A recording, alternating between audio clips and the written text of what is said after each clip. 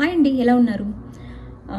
Day by day H1B visa rule అయితే change అవుతూనే ఉంది. స్టిల్ ఇప్పుడు కూడా ఒక చేంజ్ వచ్చిందని అన్నారు. ఎందుకు అంటే లాటరీ సిస్టమ్ తీసేస్తామన్నారు. లాటరీ సిస్టమ్ తీసేస్తే మనకు వీసాస్ ఎలా ప్రొవైడ్ చేస్తారు, అంటే శాలరీ బేస్ చేసుకుంటే మనకు వీసాస్ ఎలా ప్రొవైడ్ చేస్తారు? ఇదంతా చెప్పే ముందు అసలు వీసా సిస్టమ్ ఎందుకు వచ్చింది, ఈ H1B వీసా సిస్టమ్ ఎందుకు వచ్చింది, అసలు ఎప్పుడు స్టార్ట్ అయింది? 1990లో అమెరికాకి స్కిల్ వర్కర్స్ అవసరం పడాను. అప్పట్లో ఉన్న మన ఇండియన్ ప్రభుత్వం ఏం చేశారంటే వాళ్ళని ఇక్కడికి మూవ్ చేసేటప్పుడు ఒక పథకం రూపొందించారు. ఆ పథకాన్ని H1B లాటరీ సిస్టమ్ అంటారు. కాకపోతే యూఎస్లో వాళ్ళు ఏమన్నారంటే అప్పుడు 60,000 పీపుల్ బయట నుంచి 20,000 ఇక్కడ ఎవరైతే మాస్టర్ చేస్తారో అవి పిక్ చేసుకుందాము, ఇక్కడ వాళ్ళకి హామ్ జరగకుండా అని ఒక డెసిషన్ తీసుకున్నారు. 85,000 H1B దరఖాస్తులు ఉంటే ఆటోమేటిక్గా సెలెక్ట్ అవుతారని, 85,000 H1B దరఖాస్తుల కంటే పైన ఉంటే ఈ లాటరీ సిస్టమ్ అప్లై అవుతుందని అన్నారు. చిన్న చిన్న జాబ్లు కూడా అమెరికాలో ఉండే ఎంప్లాయీకి ఇవ్వకుండా తక్కువ జీతాలకి వర్క్ చేస్తారని, బయట నుంచి తెప్పించుకుంటున్నారని, H1ని మిస్యూజ్ చేస్తున్నారని, ఒకటే H1 application multiple times apply చేయడము, ఇలాంటివన్నీ వాళ్ళు అవాయిడ్ చేయడం కోసం కొత్త కొత్త రూల్స్ తీసుకొచ్చారు. ఆ రూల్స్ ఏంటంటే 2024 నుంచి అప్లై అయ్యాయి, మనం చూస్తున్నాము. పాస్పోర్ట్ నెంబర్ ఒకసారి ఇచ్చామంటే మళ్ళీ ఇంకా అప్లికేషన్ ఆల్రెడీ అప్లైడ్ అని వస్తుంది కదా. సో ఆ అన్ని రూల్స్ పెట్టినా కూడా స్టిల్ ఎక్కడో ఫ్రాడ్ జరుగుతుందని చెప్పి వీళ్ళు ఏం చేశారంటే ఈ లాటరీ సిస్టమ్ని కొంచెం చేంజ్ చేశారనమాట. అది ఎలా అంటే through application based along with wages అనమాట. వేజెస్ అంటే డిఫరెంట్ వేజెస్ పెట్టారు. Level 1, wage level 2, wage level 3, wage level 4 అనమాట. వేజ్ లెవెల్ 1 వచ్చేసి బేసిక్ అనమాట, రీసెంట్లీ గ్రాడ్యుయేట్ అండ్ వీళ్ళు మోర్ డిపెండెంట్ ఉంటారు. వేజ్ లెవెల్ 2 వచ్చేసి కొంచెం థింకింగ్ అండ్ కొంచెం నాలెడ్జ్ అనమాట, అంటే క్వాలిఫైడ్ పర్సన్స్. వేజ్ లెవెల్ 3 వచ్చేసి వీళ్ళు completely they take over subordinate అనమాట. ఎలా అంటే ఇంకా more knowledged persons. Wage level 4 వచ్చేసి ఇంకా ఆల్మోస్ట్ వీళ్ళు directors and top level managers అయి ఉంటారు. మీరు గమనించారా, ఇంతకుముందు మనం లాటరీ వేసినప్పుడు ఏ వేజ్లో వేసినా కూడా లైక్ ఒకటే ఛాన్స్ వచ్చేది. ఇప్పుడు అలా కాకుండా వీళ్ళు based on wage levels lotteries ఎందుకు పెట్టారంటే, ఫర్ ఎగ్జాంపుల్ క్లియర్గా వినండి, ఫర్ ఎగ్జాంపుల్ 20,000 అప్లికేషన్స్ వేజ్ 4కి వచ్చాయి, వేజ్ 4.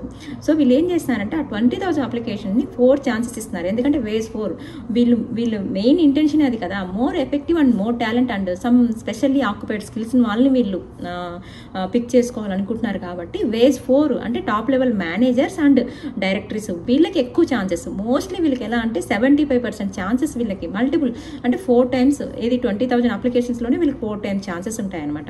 ఇంకా మనకి చూసుకుంటే wage level 2 for example 2 chances ఉంటాయి. ఎందుకు నేను మనము అంటున్నా అంటే almost wage level 1, wage level 2లో ఉండే వాళ్ళందరూ కూడా ఆల్మోస్ట్ 72% ఇండియన్సే ఉన్నారండి. ఎందుకంటే మోర్ ఎఫెక్టెడ్ బై ఇండియా అని ఎందుకు అన్నారంటే దీనికి, ఎందుకంటే వేజ్ లెవెల్ 1, వేజ్ లెవెల్ 2లో ఉండే వాళ్ళు మన వాళ్ళే ఎక్కువ, ఆల్మోస్ట్ 70% మన వాళ్ళే ఉన్నారు. కాకపోతే ఛాన్సెస్ తక్కువ ఉంటాయని అనేసి మోర్ ఎఫెక్టెడ్ బై ఇండియా అని ఎందుకంటారనమాట.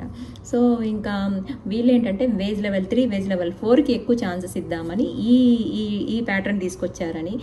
వీళ్ళకి మల్టిపుల్ ఆప్షన్స్ ఉంటాయి, ఎందుకంటే మీకు ఇంకా దీన్ని బట్టి లాటరీ కొంచెం ప్రాబబిలిటీ ఎక్కువ ఉంటుంది కదా. వేజ్ లెవెల్ 1కి వచ్చేసరికి లైక్ రీసెంట్లీ గ్రాడ్యుయేట్ ఎవరైతే MS స్టూడెంట్స్ ఉంటారో వాళ్ళకి 15% ఛాన్సెసే ఉంటాయి.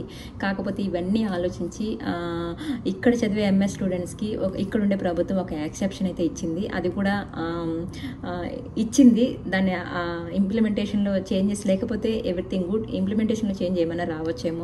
ఇప్పటివరకు అయితే ఆ ఆప్షన్ అయితే ఇచ్చింది. ఎందుకంటే ఫస్ట్లో మీకు చెప్పాను 60,000లో వీళ్ళకి ఒక ఆప్షన్ ఉంటుంది అండ్ ఇక్కడ 20,000 ఎవరైతే MS స్టూడెంట్స్ ఉన్నారో వాళ్ళకి ఆప్షన్ ఉంది కదా. సో వాళ్ళకి ఇప్పుడు ఈ 20,000లో ఆప్షన్ ఉంది, అలాంగ్ విత్ 65,000లో కూడా ఆప్షన్ ఉందన్నమాట.